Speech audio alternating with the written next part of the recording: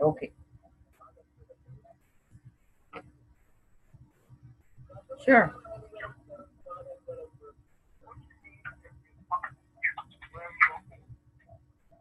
So my company, um, it's online. We do telehealth mostly, and my online website is drbrown.me. DRBROWN.me.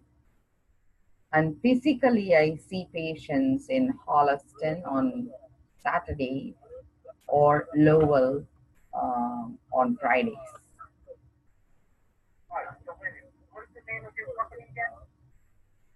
DR, like doctor, DRBROWN.me. Yeah, my company name is the same, drbrown.me.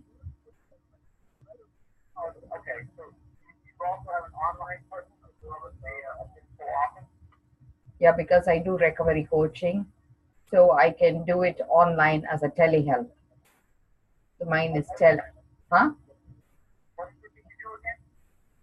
Telemedicine, telehealth, recovery coaching,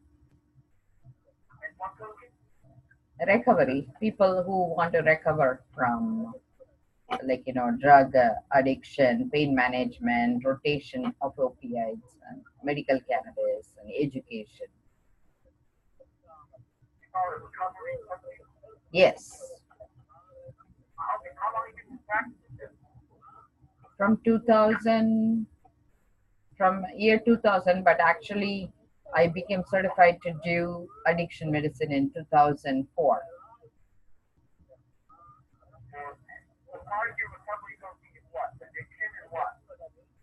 Pain management, because in addition you need to counsel, like, pain management, and found resources for people, teach basic life skills. They use a modality, huh? It means actually there is see, substance abuse mental health department is not covered by insurance for now, by doctors, even though it doesn't make sense. That's why, like, there is no specialty called addiction medicine or pain management. It is only a subspecialty for many doctors. That's why you cannot directly go to a doctor for this need. And that's the reason I feel in my mind there is not enough help. You need to either go through mental health counselors or behavioral health counselors to even get to the next level of substance abuse.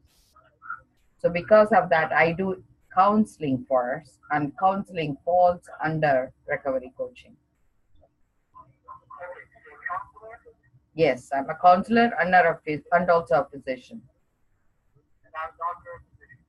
I am both a doctor, a physician, and a counselor, and also a integrative doctor. I have all, and plus I am an acupuncturist.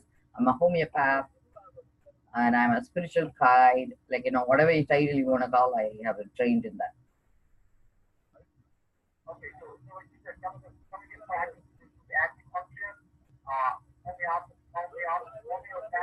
Yes, yes, yes. Yes, actually, all this is grouped. See what I do. There is called ATTC, SAMHSA, which is Substance Abuse Mental Health um, Association, like, which is run by federal government, has a department called Addiction Technology Transfer Committee, and they allow us to pick out of 123 categories one category we can practice, and mine is called competency 107, which teaches life skills, stress management, relaxation, communication, assertiveness, and refusal skills. Online you can go see competency 107 in ATTC, and you will be able to get that, and I can send it to you as a link if you want. And huh, you can email me from there. Actually, my YouTube channel is healnow.tv, healnow.tv, and you'll be able to see how I do recovery coaching because when I coach my clients is not shown, but we talk about how to understand life skills, what is stress management. So like I have like 600 plus videos on my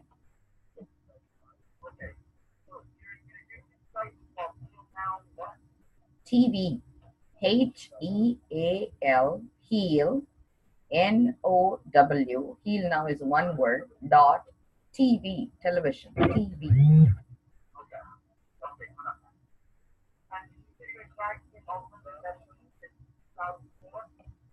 2004. Yeah, actually, I also practiced regular, like I am a hospitalist. So I used to work out of hospitals on the weekend, and weekdays I'll do these type of integrated practice because that's where my passion is.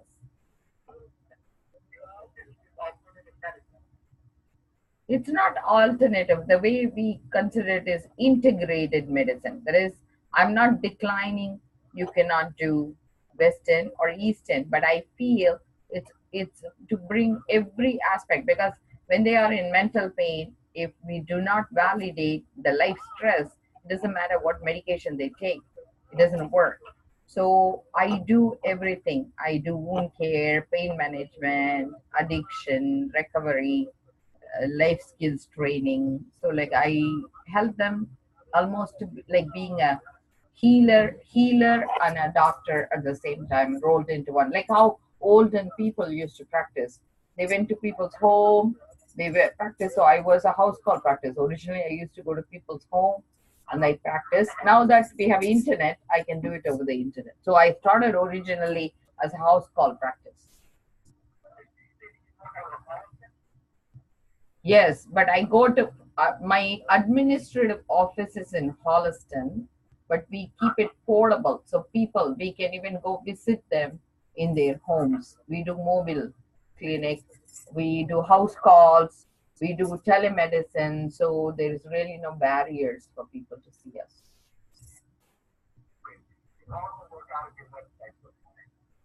Yeah, they can plug in, we can turn on the camera and you can see me, I can see you, and then we would put together like I can test them remotely because I have a software that will test them, and I can go with their reports. I have clients all over the world.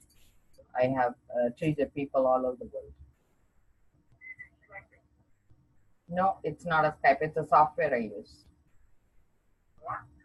It's a software, telehealth. It's on the internet.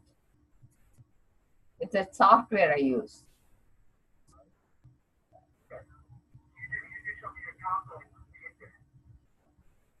The thing is, yeah, the counseling is recovery coaching. I do both on the internet, in person, both. It's not limited. There is no limitation to see us.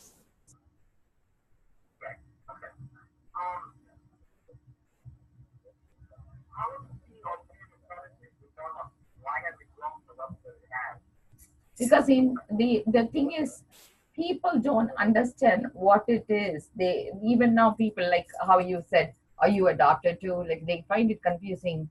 Why is it so the understanding of people haven't shifted. So because of that, the way I personally see is it's the country is driven by insurance. If insurance covers something, that's the only time they'll seek help. And insurance right now does not validate anything else except pill. Nothing else is validated. Counseling is validated, but they don't give medicine. Medicine is validated, but it's not including the other aspects of recovery. So what happens is everything is split. It's like having multiple people involved, and nobody gives the power to the patient who can make the decision. Hey, this is what as the best outcome for you. Nobody talks on their behalf, and because of that, they have to rely on family, friends, word of mouth. For example, right? I have a patient who came. He said he had a problem with his liver and stuff. So I'm telling him, hey, this is what is going to work. You change your diet, and you need this lab test and stuff. And he says, no, no, no, I need this pill. I said, how do you know? He says, my barber told me. So they learn from the barber what to ask for and come and ask for that. So essentially, the patient doesn't have enough information. They are working as a doctor. And unfortunately, until patient understands, they also have a role in recovery. It is, or rather wellness. It doesn't matter, wellness or alternative. It doesn't matter what word you use. If people do not take ownership for their health, it's not going to work. If insurance is going to dictate who you can see, if the patient is forced to take insurance, it's like lost. Already they are lost.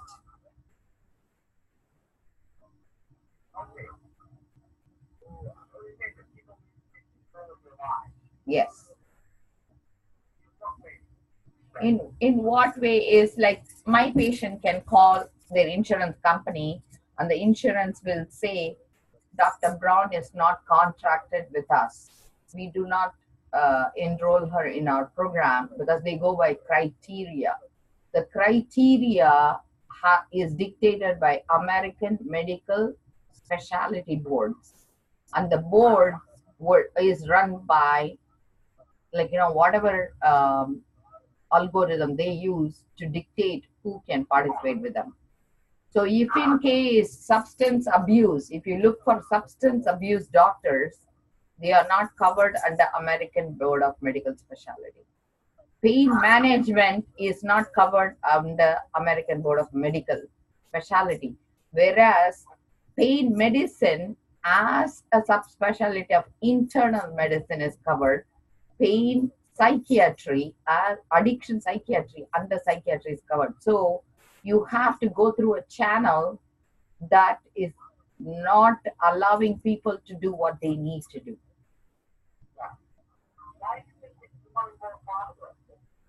That's because it doesn't produce any results. Like medicine is not the answer. Hey, my patient comes and tells me they are homeless and they have to walk street to street the whole night and they are exhausted and they cannot go to work and the life is falling apart. How can I tell them, hey, you take this pill so you don't feel sad anymore? I'm not sleeping because I have to walk the whole night. How can I tell, here, I'll put you to sleep? It is not solving the problem the patient has. And unfortunately, there is nothing we can do because we are not working together as a team. Okay. Now, again, I have to ask you this question. Why is it becoming more popular? Why is it becoming more popular is finally some people decided not to be focused on making money. I actually spent my own $70,000, worked without pay for 3 years so I can bring my office to the next level. But for that, I had to save up money by working weekend, and I'm doing more to offer to my patients. So I'm able to give them more access, and patients finally are seeing results. I had a patient who actually was going to Mass General wound care, and I do wound care. And I told them I can heal them. Finally, after visiting the wound management center for 1.5 years, she gave me a chance. Her wound healed within 1 week. And then now I don't need convincing because I show them results. When they see the results, that's when they finally stop going to the big hospitals. Because the big hospitals have bigger marketing facility. The small mama papa shop, right, like which is run like by people like me, we don't have marketing. Who is marketing us? Nobody.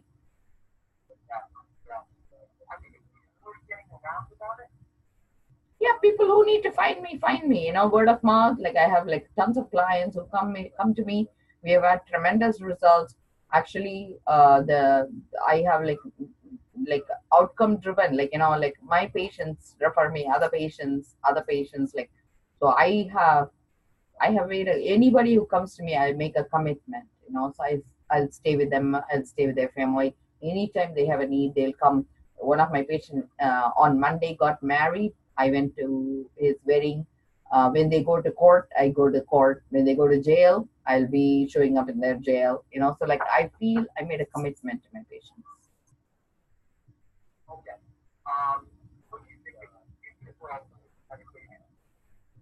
It's not medication. Remember, it's not about medication. It is about staying focused on what is right for them instead of my agenda, not making me as the priority so I can make more buck instead, like, coming out with like what is best for you, giving them more choices and not worried about insurance. I'm not worried about the insurance. If they don't pay me, that's fine.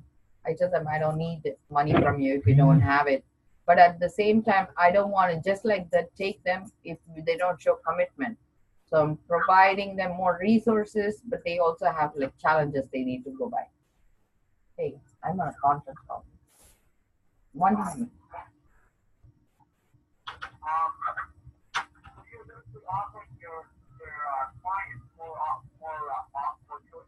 Yes, because I also do counseling. The counseling makes it easier. That's why I had to do a lot of like, problem solving to work through insurance. Insurance would not contract with me as a physician. So to satisfy the insurance requirement, I had to become a certified addiction specialist, which is recognized in 7 countries.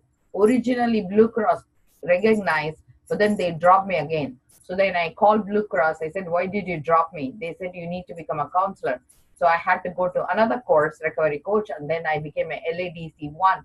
So I try to meet the insurance where they will service my patients. So I would be able to help my patients with the insurance criteria.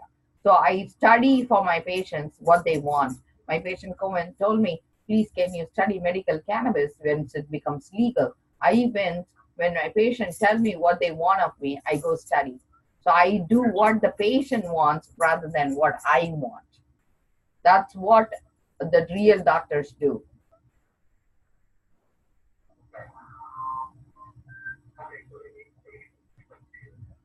Each patient is unique soul that is looking for help. So each patient, I meet their need. And if I cannot, I figure out like a way I can bring them to next level or transfer them to, in a way that makes sense to me. Like there are childcare needs, right? So I try to figure out how to work with the society. What is it I need to solve for them? How do I understand the rules? How to work through that? So like I get involved with people and I make a commitment. And because of that, I can only stay committed to a certain group of people. And when I take them on for life, I take them on. I don't give up on my patients.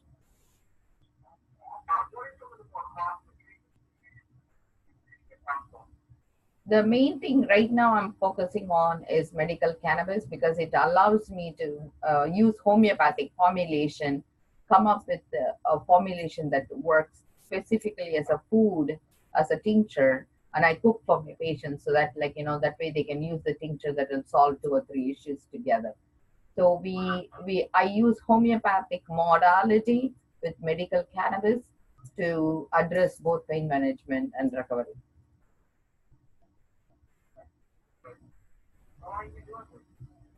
From 2013, once it became legal. 2013 is when I decided to pursue this path. Because I'm also a clairvoyant, I work with energy. So I know I have their answers. The only thing is for them to accept my answer, I have to do all the credentialing. So the minute they come in, when they take a deep breath, and I tell them my website is healnow.tv, I ask them what is going on, and they'll tell me I will never ever get rid of this problem. I know I have my answer. But instead, if they say, hey, I want your help, I have my answer. So I work at the level where they are at.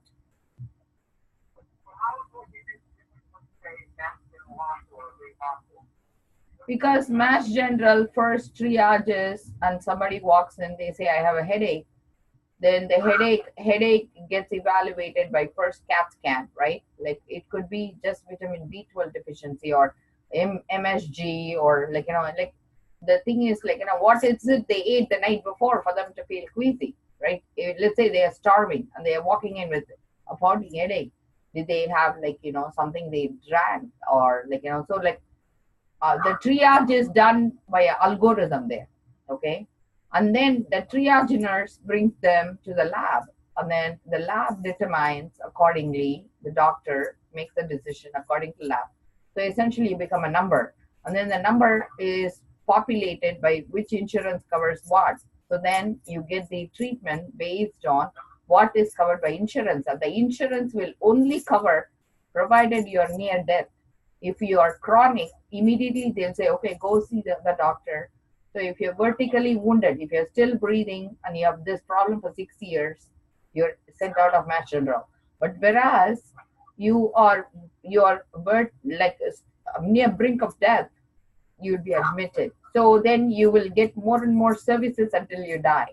But if you're vertical and wounded, you get to go to the place where you need to be critically ill for Mass General to get involved, right? Like, so essentially, we are very good at bringing people back from death, but for that, we need to kill them first. So that is the protocol the insurance follows, in my opinion.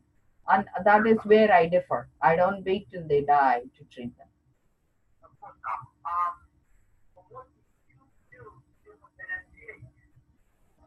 The reason is I figure out from the patient what they ate the night before, what is in addition going on that is contributing to this problem. So like I actually spend time with them and figure out what their lifestyle is first, understand what is the problem. Why is it that it's a problem? Sometimes they want little attention, so like I want to see whether that solves it. So I don't first hand offer medicine. I first figure out what is it that your intention behind. Why do you hold on to this pain? What is it serving you? So then we figure out what is the best outcome they are looking for. What is it? Because frankly, many patients say, I want to be on this for 2 years so I can claim disability. They openly say that. They said, if I hold on to this label for 2 years, I can collect $750 from government for life. And then I can get a job, which will be under the table for 20 hours. That way, my life is all set and I wouldn't have a stress. So essentially, it is driven by money, and it's the money on both sides that drives the outcome.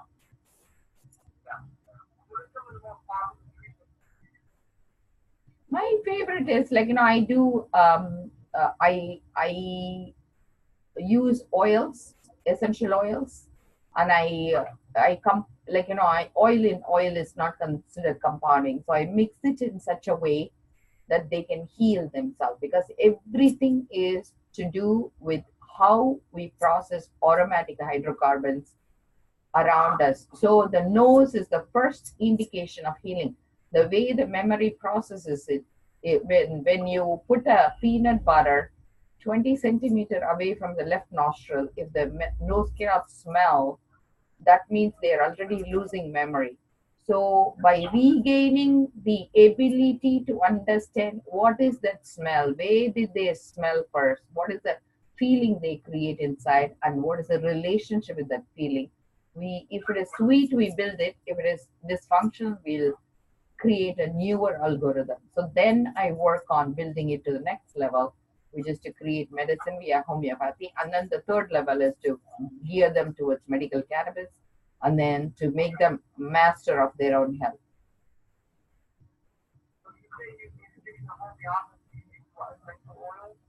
Homeopathy is essential oils. Everything is anything that is homeopathy is all about nanoparticles. So if it is a particle is broken down to the smallest level, it doesn't need any transport. It just seeps into the cell. So I go to that nanopharmacology level, but I use my own algorithm over time. What works, what doesn't.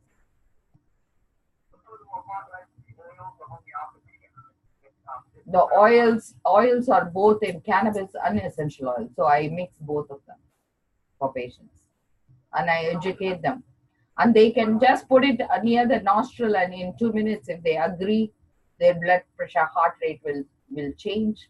If their body doesn't agree, we change the formulation. So we know even before they leave our office whether their body worked or not.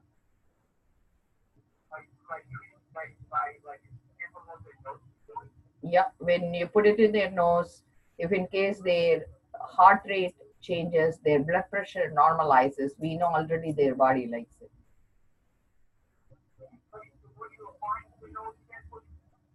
The essential oils, the drops.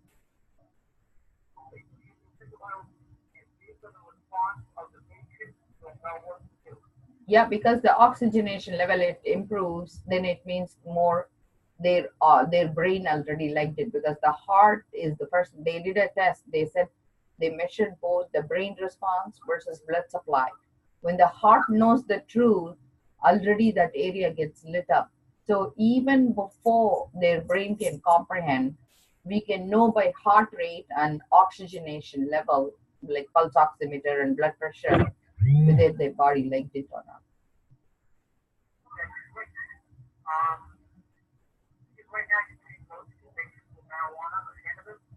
Yes, medical cannabis. I do education, training, research,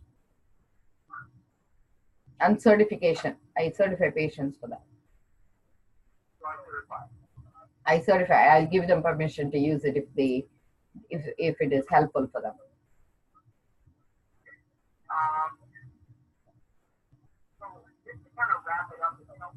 Yeah.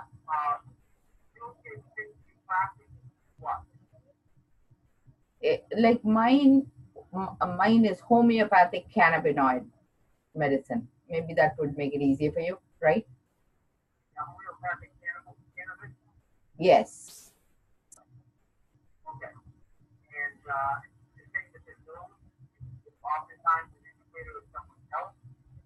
The thing is, everything is breathing space. If you understand that, you will make it easier. See, we measure our response to the world through breathing space.